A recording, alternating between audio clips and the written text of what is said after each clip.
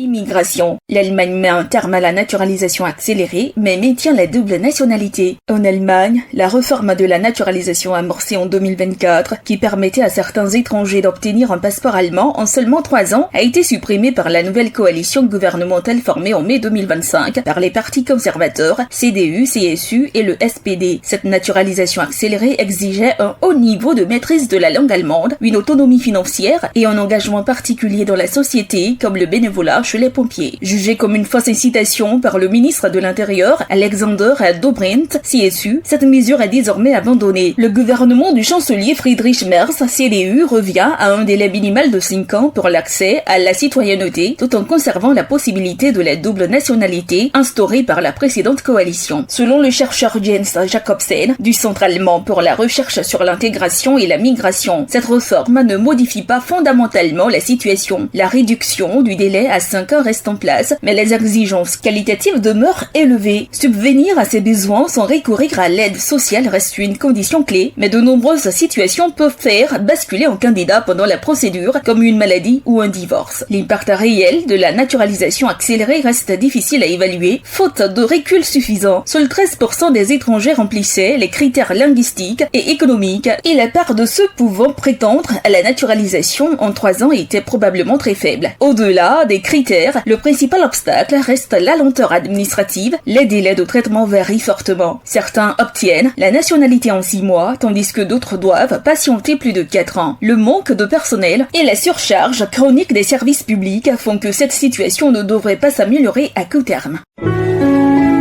APRA, Agence Presse, Radio et Audio.